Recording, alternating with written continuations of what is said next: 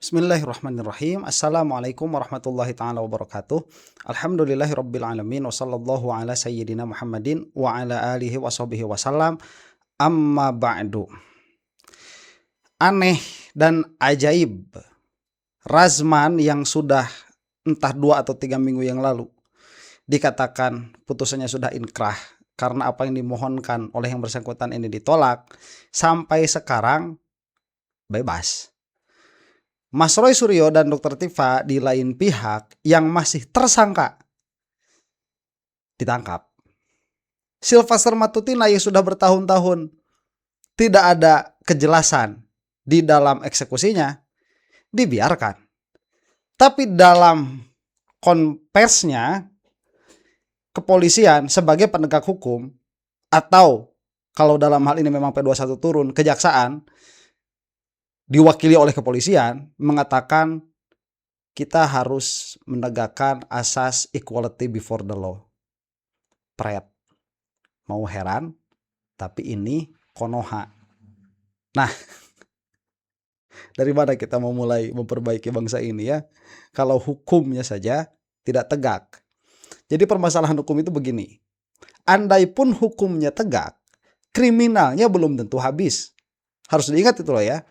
Meskipun hukumnya tegak, kejahatan, kriminalitas, kebiadaban itu belum tentu habis juga. Apalagi apabila hukumnya tidak tegak. Ini mah mau bagaimana? Baik ya, sekarang kita akan menyaksikan keanehan di negeri kita tercinta. Tapi saya masih cinta sama Indonesia. Soalnya Garut masih bagian dari Indonesia. Sebelah barat ya. Aduh, westernnya Indonesia tuh ya Garut itu salah satunya, Masya Allah. Ini saya kemarin ada yang bilang, kok kelihatan sedih. Sedih betul hati saya ini. Saya belum move on ya. Saya belum apa-apa sudah kangen sama suaranya Mas Roy itu yang mengatakan AA Guru TI ya, AA Guru TI Garut gitu, dengan riangnya Mas Roy Suryo, Masya Allah. Yang kuat-kuat lah ya. Mudah-mudahan sampaikan salam dari saya. Apabila ini didengar oleh Mas Refli Harun atau oleh Mas Michael Sinaga, tolong sampaikan salam saya kepada Mas Roy Suryo ya. Didoakan, insya Allah didoakan betul-betul. Dan yang menonton juga saya minta doanya untuk kebaikan bagi Mas Roy dan Dr. Tifa, karena beliau berdua ini betul-betul sedang dizolimi oleh sistem. Saya katakan demikianlah dulu ya. Jangan sebut dulu Polda Metro lah, karena mungkin Polda Metro nggak ada urusannya juga sama si Razman ini. Oleh sistem hukum yang ada di Indonesia. Udah mah bukan hukum Islam yang ada, udah mah demokrasi. Demokrasinya memakai kepastian hukumnya dibikin sama DPR. Tidak tegak lagi. Tegaknya juga bakal nggak tahu lah ya. Nih kita saksikan keanehan ini, mau aneh tapi Konoha. Dan setelah kita menyaksikan Razman, kita akan melihat pandangan dari Pak Suparji. Kalau saya tidak salah dengar itu salah satu pegiat hukum ya. Beliau itu akademisi memang dari salah satu universitas. Kalau tidak salah Al-Azhar universitasnya itu. Al-Azhar Indonesia ya, bukan Al-Azhar Mesir. Baik, kita saksikan dulu ini Razman dia mau ngomong apa. Dan sebelumnya mungkin Razman di sini mau ucapkan salam. Di antara sedikit termul yang salamnya saya jawab ini Razman Nasution, karena yang bersangkutan ini kalau tidak salah salamnya itu nggak neko-neko ya. Dan saya harus jawab itu. Kita saksikan dulu nih. Assalamualaikum warahmatullahi wabarakatuh. Hamdan wa syukurillah salatan wassalaman ala Rasulillah. Selamat. Waalaikumsalam warahmatullahi taala wabarakatuh. Saya Razman Arif Nasution alias Dr. Ran bersama dengan tim saya, sudah belah kiri Saudara Rahmat Siddiq SMA, gak ada malu Saudara ya Faisal Ramadan Asibuan SA, ya Allah, Saudara David Richard Simanjunta, Dr. Andus Master Div. Pada kesempatan ini saya selaku Ketua Umum kami Jokowi Gibran ingin menyampaikan beberapa hal terkait dengan kami Jokowi Gibran telah ditangkapnya tadi pagi 2 orang tersangka terkait dengan laporan Bapak Joko Widodo di Polda Metro Jaya. Penangkapan tersebut dilakukan terhadap pertama Saudara Roy Suryo dan yang kedua Saudari Tifauzia Tiasuma. Saudara, selaku Ketua Umum kami Jokowi Gibran, saya menyampaikan pernyataan sikap sebagai berikut. Sebentar ya, saya bisa nggak ya bikin organisasi kayak gitu? Mau bikin organisasi Prabowo Teddy ah, untuk menyaingi Prabowo Gibran.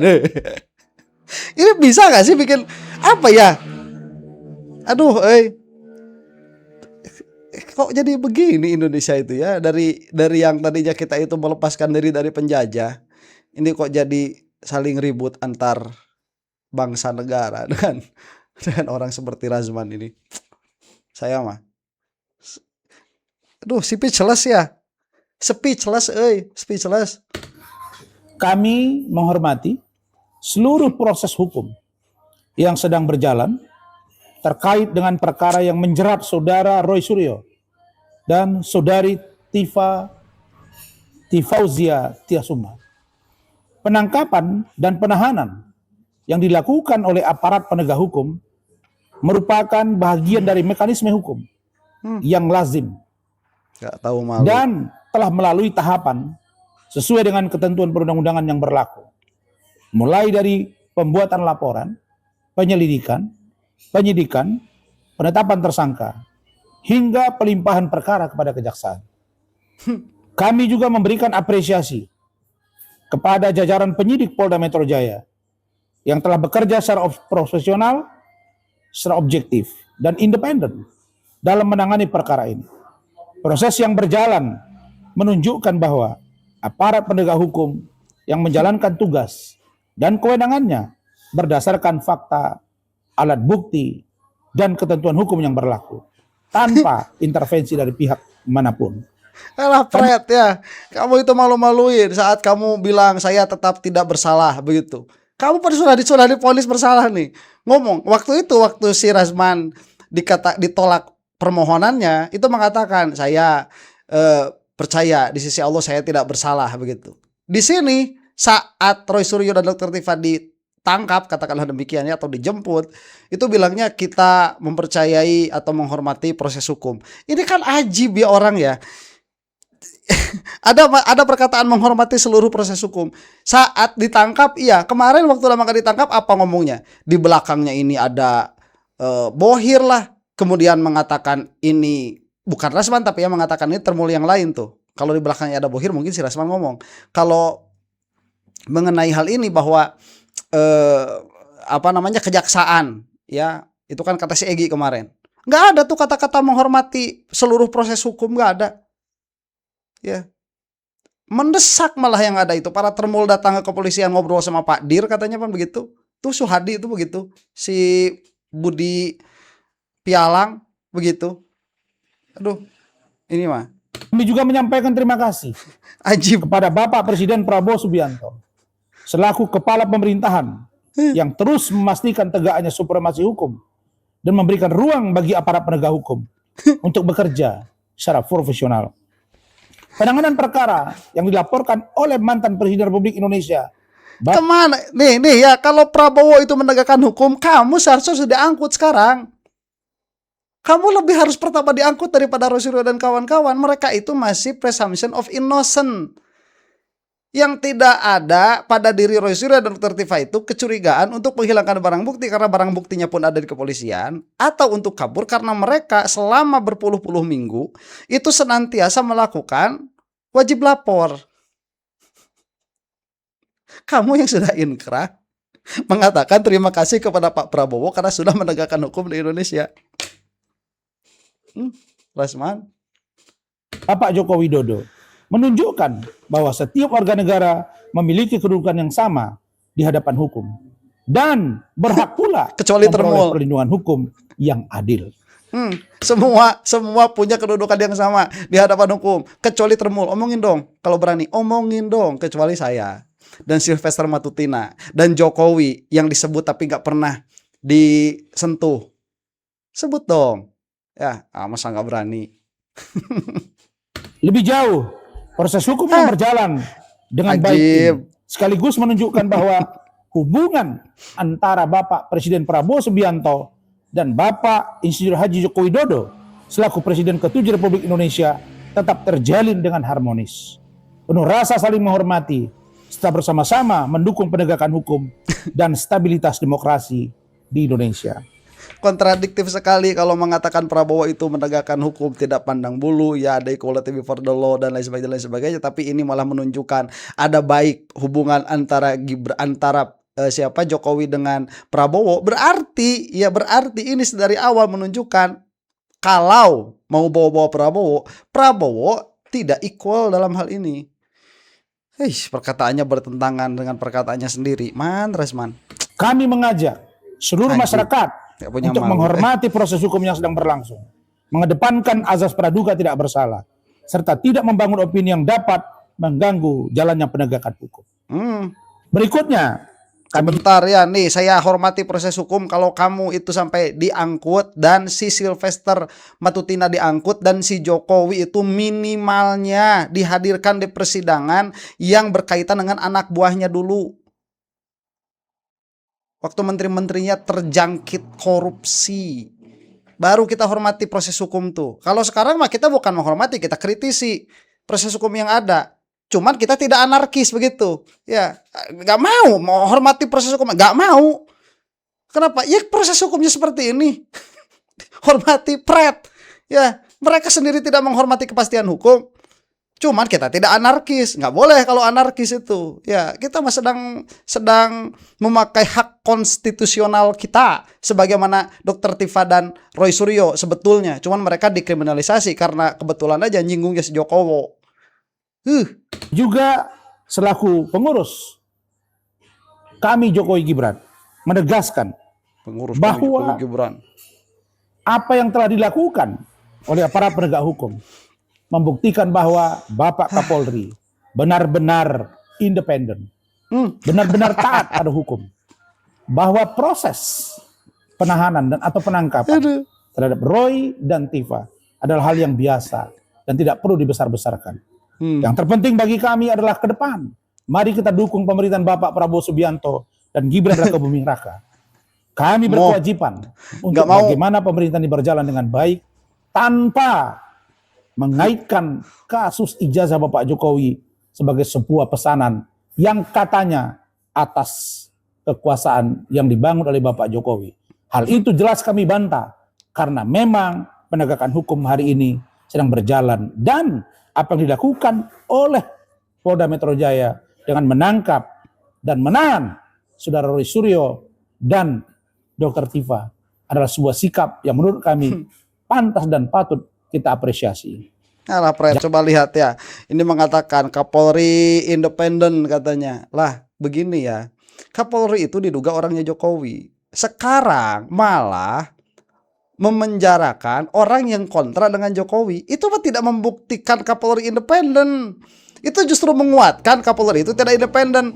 Kalau ini berlaku sebagaimana seharusnya, baru kita bisa katakan Kapolri independen.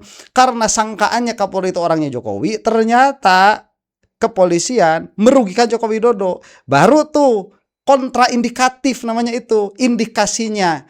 Listio Sigit itu orangnya Jokowi, kenyataannya merugikan Jokowi, kontraindikatif. Baru kita bisa mengatakan bebas dari segala tuduhan.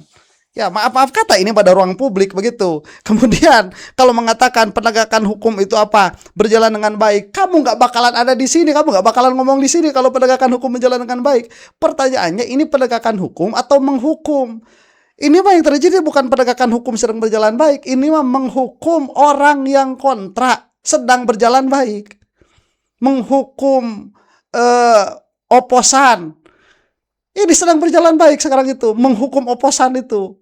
Ya, tapi begini, kalau masalah Pak Prabowo, lain soal itu ya, kejaksaan sedang berjalan baik dalam beberapa hal. Ya, makanya saya tidak mengatakan kejaksaan di dalam semua permasalahannya. Saya mengatakan kejaksaan dalam permasalahan ini, itu pun belum bisa dipastikan juga karena kejaksaan belum ngomong.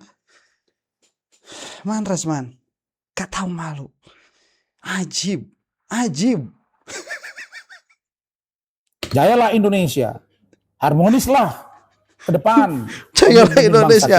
Yang ngomong si Rasman menjadi negara yang baik, maju, berdaulat, serta mandiri sebagaimana apa yang disampaikan oleh Bapak Prabowo Subianto bahwa Indonesia harus kategori negara maju dengan asta cita yang dicita-citakan. Demikian, terima kasih. Wallahu a'lam bishawab. Wassalamualaikum warahmatullahi wabarakatuh. Selamat siang. Aduh, wallahul muwaffiq ila aqwamit thoriq. Kamu tahu yang diomongin apa kagak, Rasman? Ya, ini katanya Indonesia harus maju. Cek kalau Indonesia harus maju, ya ini harus maju. Tegakkan hukumnya. Hukum tegak pun kejahatan belum tentu habis. Kemudian kalau harus berdaulat, Indonesia harus berdaulat. Singkirkan itu orang-orang Jokowi. Berdaulat itu kan dia tidak dipengaruhi oleh kekuatan-kekuatan lain, apalagi individu-individu. Ya, kita berdaulat sebagai bangsa, ayolah, kita punya visi, kita punya misi, kita berjalan di dalam visi misi itu. Di antaranya apa? Ungkap ijazahnya Jokowi.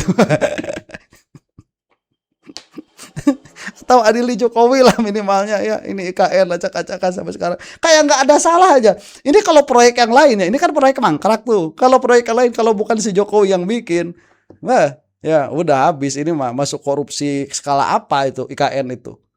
Wus tuh yang bisa merugikan negara sampai ratusan tahun. Potensi ruginya negara loh ratusan tahun. Itu kalau bukan Jokowi itu habis sudah. Katakanlah let's say ya misalkan Habibie yang seperti itu. Atau let's say Megawati yang seperti itu, rusak udah, hancur, habis. Nih sekarang kita dengarkan nih. Tadi saya katakan ya, yang tadi saya janjikan Pak siapa itu namanya? Sebentar, ini Pak Suparji, akademisi ya. Mau melihat permasalahan ini bagaimana? Kita saksikan. Oke, coba saya ke Pak Suparji. Kalau Anda sendiri, analisa Anda, kita sudah tahu sama-sama kasusnya Roy sudah sangat lama. Tersangkanya November 2025. Baru tadi pagi ditangkap dan P21-nya selesai. Ada apa sih di balik ini? Kenapa bisa harus butuh waktu yang sangat lama? Ya, pertama perkara ini sudah tidak menjadi bola liar lagi. Karena sudah akan dikirim ke pengadilan. Dan ini sudah masuk babak final. Karena tinggal 2 pemain saja yang ada di gelanggang nanti. Roy dan Tifa, yang lain sudah tersisih di babak penyisihan. Ini salah Pak, Roy Tifa versus Jokowi begitu. Karena Roy Tifa aja itu kan tandem ya. Versus Jokowi yang mana diwakili oleh kejaksaan. Miris kan? Permasalahan pribadinya Jokowi, katakanlah demikian, diwakilkan kepada kejaksaan. Nah, ini makanya pasal pencemaran nama baik itu harusnya di negara demokrasi nggak ada. Jadi kita itu mau negara feodal atau mau negara demokrasi begitu. Yang jelas lah kalau mau feodal feodal. Biar saya berusaha jadi raja juga begitu. Ya. Ini mau demokrasi. Orang udah belajar pinter-pinter feodal. Dan kalau kita cermati memang faktanya tadi ada pengamanan atau kemudian kata lain adalah penangkapan, tapi bahasa yang dipakai adalah pengamanan kan. Terus kemudian penahanan. Nah, penahanan tadi kalau kita dengarkan keterangannya kan dalam rangka memastikan keberadaannya karena berkas perkara sudah P21. Untuk melihat fenomena ini, maka ada tritura, 3 tuntutan aturan, yaitu substansi, prosedur, dan kewenangan. Secara substansi bahwa memang ini penangkapan ini dimungkinkan, penahanan ini dimungkinkan. Secara kewenangan memang menjadi kewenangan penyidik. Betul. Tetapi bahwa dalam konteks penahanan, KUHP yang baru ini itu kan sekarang sudah bergeser sangat signifikan bahwa alasan-alasan itu 8M dan 1S itu harus sudah terukur dan nyata. Bahwa alasan lagi tidak sekedar psikologis kekhawatiran-kekhawatiran atau kemudian asumsi, tetapi harus bertingkat historis dan empiris, nyata dan pasti. Misalnya apa? Tadi Bang disebutkan kaitannya harus jelas bahwa dikhawatirkan, kalau dulu bahasanya, ini alasannya bahwa mangkir dari panggilan. Ini harus jelas, 2 alasan alat buktinya harus ada. Bahwa ada panggilan tidak hadir, dan kemudian ada bukti berita acara tidak hadir. Atau kemudian M yang kedua alasannya karena mempersulit proses pemeriksaan. Bahwa misalnya dipanggil atau kemudian alat buktinya dihilangkan, atau kemudian melakukan pengulangan tindak pidana harus ada buktinya bahwa misalnya ada laporan-laporan baru, atau kemudian ada alasan untuk menyelamatkan yang bersangkutan karena mungkin dalam ancaman atau ketakutan. Nah, kalau pertanyaannya tadi, kenapa ini kok bisa lama perkaranya ini, bahwa tadi karena faktor memang tidak mudah proses pembuktiannya.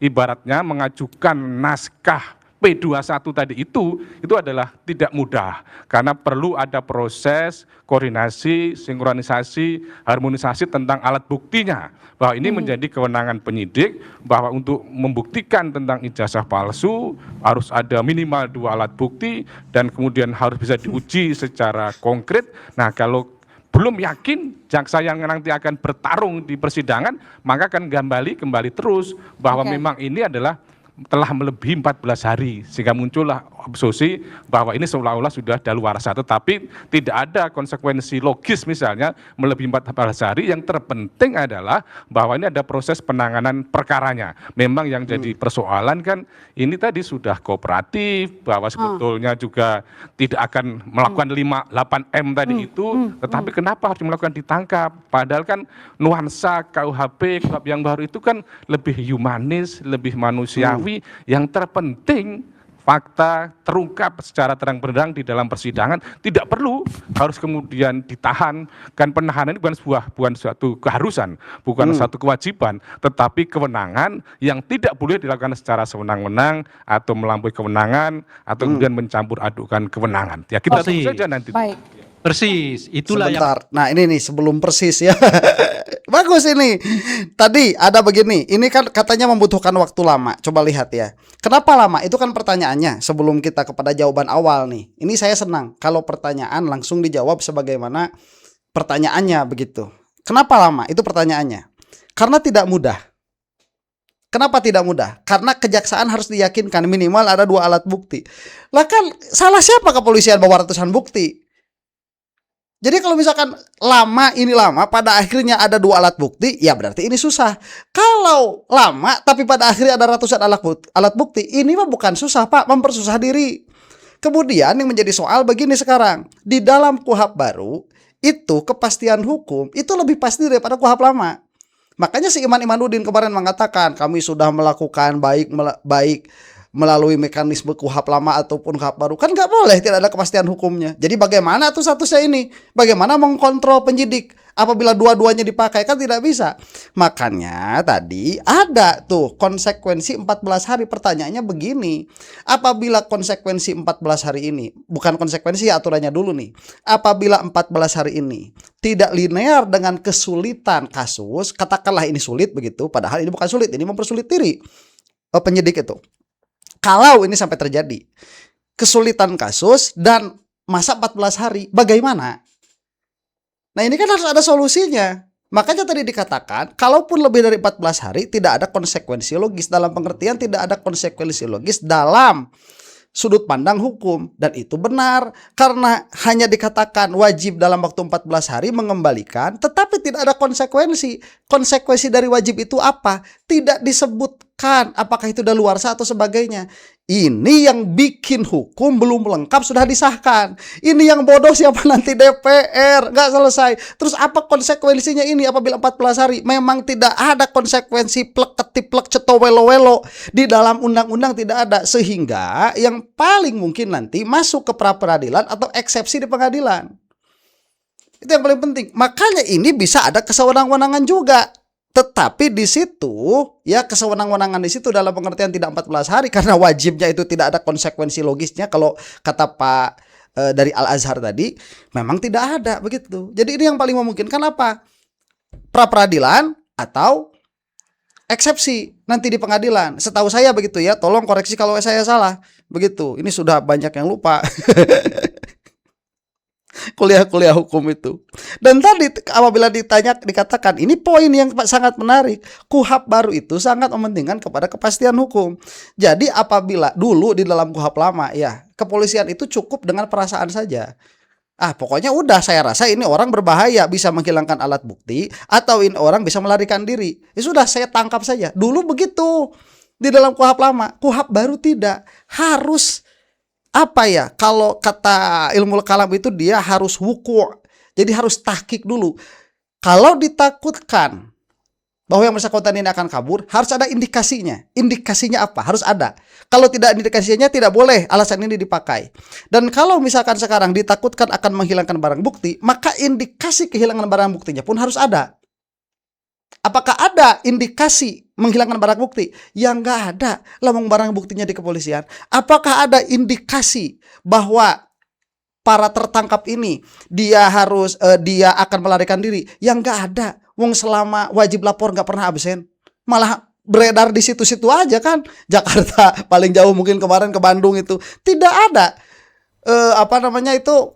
indikasi akan melarikan diri. Apakah ada indikasi keselamatan yang ditakutkan dari Roy Suryo dan kawan-kawan?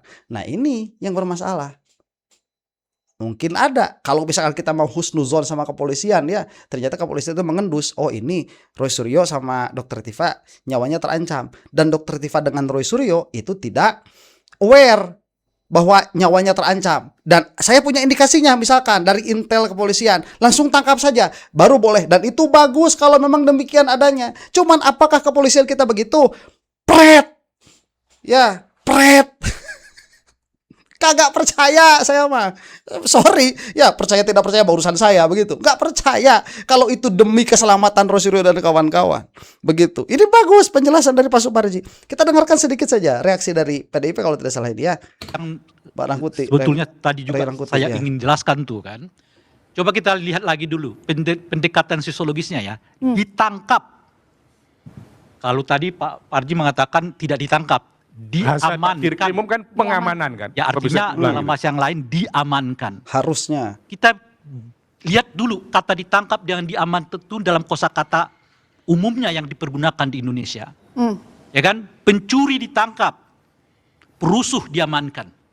Itu agak dekat tuh. Apakah dua jenis kejahatan itu yang sekarang dilakukan oleh Tifa dan Roy? Tidak. Lalu kenapa diperlakukan dengan cara begitu? Itu pertanyaan sosiologisnya. Lalu pertanyaan berikutnya adalah, apakah ada cara lain yang memungkinkan yang tadi disebut oleh Pak Suparji, yang lebih memanusiakan orang yang disebut sebagai tersangka? Ada. Contohnya apa? Panggil saja, dipanggil untuk ditahan. Coba kita imajinasikan, ditangkap, kemudian diamankan, dipanggil untuk ditahan. Mana kira-kira yang lebih tepat sandarannya diberikan kepada dua Bung Roy dan juga Ibu Tifa gitu. Kalaupun Itu mau yang dipanggil. kita sebutkan tadi. Ketika polisi melakukan penangkapan menurut kita, pengamanan menurut polisi, seolah-olah Bung Roy dan juga Tifa adalah penjahat yang sudah sejak dari awal kelihatan ada tidak iktikat baik dalam proses hukum. Jadi menurut Anda ini tidak manusiawi? Tidak manusiawi Tidak dan manusiawi. dalam Baik, konteks sebentar. Ini saya sudah selesai dan ini penutup yang bagus saya kira. Coba lihat. Jokowi diizinkan apa-apa diurus oleh kuasa hukumnya. Tapi Mas Roy dan Dr. Tifa saat dilakukan penangkapan atas bahasa mereka atau penjemputan atas bahasa yang lebih manusiawi seharusnya, kenapa tidak melalui kuasa hukum? Ini sudah nampak lagi di hadapan kita. Tidak ada equality before the law. Tajam ke bawah, termul ke atas. Kok enak kali jadi termul ya?